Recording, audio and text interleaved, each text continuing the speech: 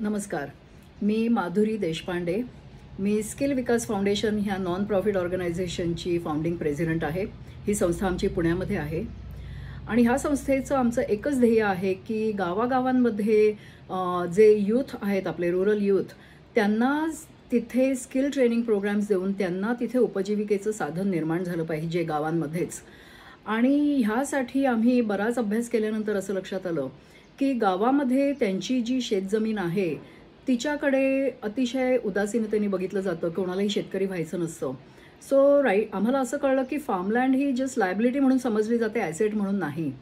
आणि ह्याचा अभ्यास करून आम्ही त्याच्यात सस्टेनेबल आणि रिजनरेटिव्ह फार्मिंग कसं करता येईल ह्याच्याबद्दल आम्ही प्रोग्राम तयार केला. पद्मश्री सुभाष पाळेकर हे गेली 30 वर्ष हा शिकवत आहेत. झिरो बजेट नॅचरल फार्मिंग असं त्याचं आधी नाव होतं, आता सुभाष पाळेकर कृषी नाव आहे.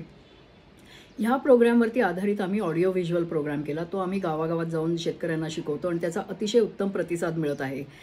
शेती त्यांना फायद्याची होते. एवढंच नाही तर ती रोग प्रतिकारक आहे, म्हणजे शेतीवरती कीड वगैरे त्यांना जास्ती काही येत नाही. त्यामुळे ते अतिशय खुश आहेत.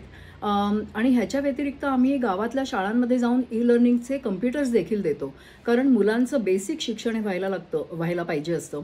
आणि शिवाय इंग्लिश बोलणं ह्याची देखील अतिशय गरज असते. आणि आपल्याला सगळ्यांना माहिती आहे की व्हिडिओच्या माध्यमातून जर आपण भाषा कुठली शिकली तर ती आपल्याला लवकर येते. त्यामुळे मुलांना इंग्लिश भाषा शिकण्यासाठी प्रामुख्याने आम्ही ई-लर्निंगचे कम्प्युटर्स देतो. तर आमचं हे दुहेरी काम चालू आहे. महाराष्ट्रामध्ये बऱ्याच गावांमध्ये आम्ही पोचलो आहोत. 30पेक्षा जास्ती शाळांमध्ये आम्ही ई-लर्निंगचे कम्प्युटर्स दिलेत आणि हजारो शेतकऱ्यांपर्यंत आम्ही जाऊन हे सस्टेनेबल रिजनरेटिव्ह फार्मिंग शिकवतो. महाराष्ट्र गव्हर्नमेंट कृषी डिपार्टमेंट बरोबर देखील आम्ही काम करतो. रायगड जिल्हा, पुणे जिल्हा या प्रामुख्याने हे 2 जिल्हे, पण ह्याच्या व्यतिरिक्त देखील आमचं काम कोल्हापूर, सांगली, भंडारा अशा जिल्ह्यांमध्ये चालू आहे. सो धन्यवाद. तुम्ही देखील आमच्या कामात सपोर्ट करा. थँक्यू.